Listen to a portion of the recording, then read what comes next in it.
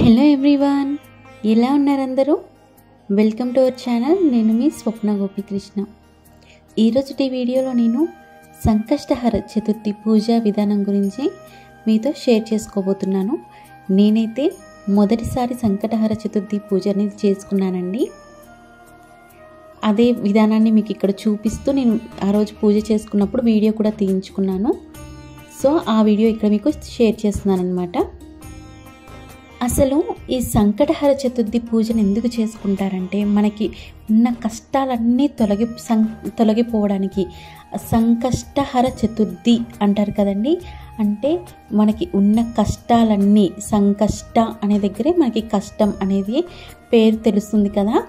So అందుకని సంకష్టహర చతుర్థి వ్రతం అనేది చేసుకుంటారండి. మన ఉన్న కష్టాలన్నీ కూడా ఆయన ఈ వ్రతం చేస్తే ఆ వినాయక స్వామి ఆ కష్టాల నుంచి మనల్ని గట్టెక్కిస్తారు అనడానికి ఈ వ్రతం అనేది చేస్తారంటండి. నేను కూడా ఫస్ట్ టైం చేసుకున్నాను. మనం కోరిన కోరికలు ఏమైనా కానీ ఆయన తీరుస్తాడు అని నేను విన్నానండి. కష్టాలు అంటే కష్టాలు మాత్రమే కాదు కదా, మన కోరిన కోరికలు కూడా ఆయన తీరుస్తాడంట. 3, 5, 11 నెలలు నేను ఇలా పూజ చేసుకుంటాను అని ముడుపు కట్టేసి మనం అలా పూజ చేసుకుంటే తప్పకుండా ఆ కోరిక అయితే నెరవేరుతుందని అంటండి. నేనైతే 3 వారాలు చేసుకుంటాను అని మొక్కుకున్నాను. మొదటిసారి అయితే ఇక్కడ చేసుకున్నాను. అది ఇక్కడ వీడియోలో నేను మీకు షేర్ చేస్తున్నాను అనమాట. వినాయక స్వామికి అత్యంత ఇష్టమైన తిథుల్లో మొదటిది చవితి తిథి అండి. వినాయక చవితి అని కానీ, మొన్న చేసుకున్న పుత్ర గణపతి వ్రతమైనా కానీ, ఏదైనా కానీ వినాయకుడికి సంబంధించిన ఏ వ్రతమైనా కానీ చవితి రోజు చేసుకుంటే ఆయనకి చాలా ఇష్టం అంటండి. అయితే ఈ చవితి తిథి అనేది నెలలో 2 సార్లు వస్తుంది కదా.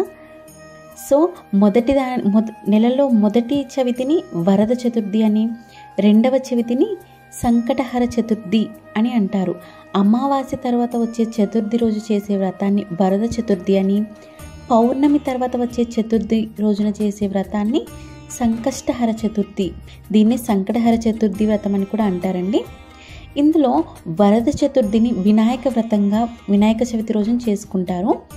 సంకటములు తొలగించే సంకటహర చతుర్థి వ్రతాన్ని మాత్రం ఆలంబనంగా ఆచరిస్తూ ఉంటారు. ప్రతి నెల కూడా చేసుకోవచ్చండి. ఒకవేళ సంకష్టహర చతుర్థి మంగళవారంగానే వస్తే దానిని అంగారక చతుర్థి అని అంటారు. అలా కలిసి రావడం అనేది చాలా విశేషమైనదండి.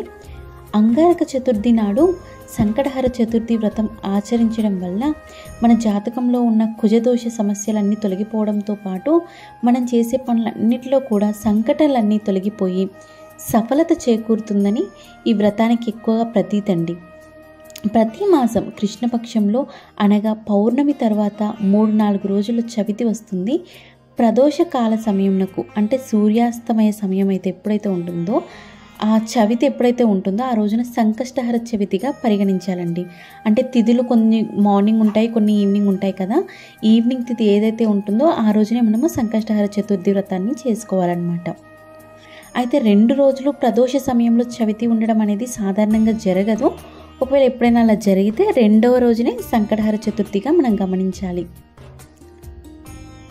ఈ సంకటహర చతుర్థి పూజ విధానాన్ని మీతో ఇప్పుడు షేర్ చేసుకున్నాను. ఈ వ్రతాన్ని ఆచరించడానికి 3 లేదా 5, 11 లేదా 21 నెలల పాటు ఎప్పుడైనా కూడా ఆచరించవచ్చు. ఈ వ్రతాన్ని బహుళ చవితి నాడు ప్రారంభించాలి. వ్రతాచరణ రోజున ప్రాతకాలమే తలస్నానం చేసి ఆ తరువాత గణపతిని పూజించాలి.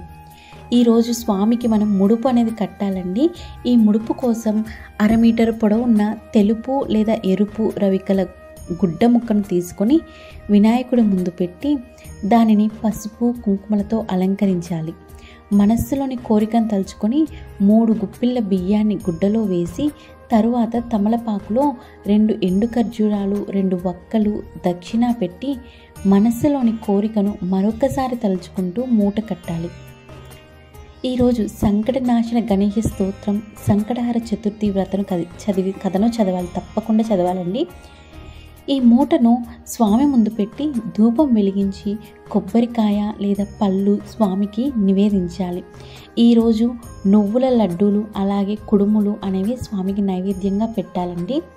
ఆ తరువాత స్వామివారి ఆలయానికి వెళ్ళి 3 లేదా 11 లేదా 21 ప్రదక్షిణలు చేయాలి.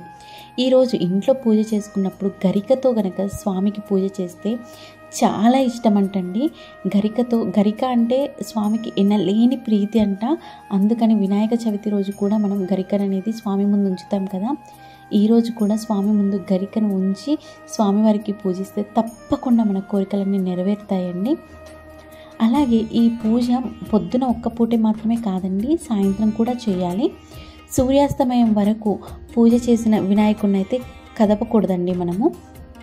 సూర్యుడు అస్తమించిన తర్వాత స్నానం చేసి దీపం వెలిగించి తిరిగి వినాయకుడికి మళ్ళీ లఘువుగా అంటే కొంచెం మళ్ళీ దీపారాధన చేసి నైవేద్యం పెట్టి స్వామికి ఒకసారి పూజ చేయాలండి. తర్వాత వినాయకుడికి కట్టిన ముడుపు బియ్యంతో పొంగలి చేసి స్వామికి నివేదించి సాయంత్రం మనం తినాలి. అంటే పొద్దునుంచి కూడా మనం ఏమీ తినకుండా ఉంటే మంచిదండి.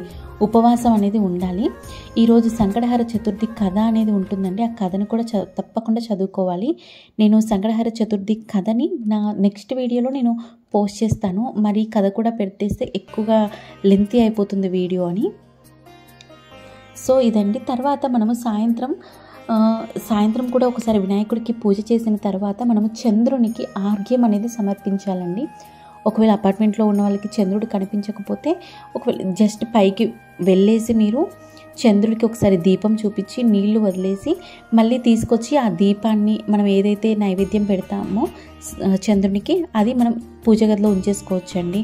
మామూలుగా ఇండివిజువల్ హౌసెస్లో ఉన్న వాళ్ళు చంద్రుడి దగ్గర బయటంతా అలా ఉంచేసి తర్వాత రోజు ఉదయాన్నే మనం అది తిన్నా కూడా మంచిదే అండి. ఈరోజు ఆర్ఘ్యం అనేది చంద్రుడికి సమర్పిస్తే చాలా మంచిదంటండి. ఇదండి ఈరోజు వీడియో. ఈ వీడియో కనుక మీకు నచ్చినట్లయితే లైక్ చేయండి, షేర్ చేయండి. అలాగే నా ఛానల్ని సబ్స్క్రైబ్ చేసుకొని పక్కనే ఉన్న బెల్ ఐకాన్ని క్లిక్ చేయండి. Thank you so much for your support.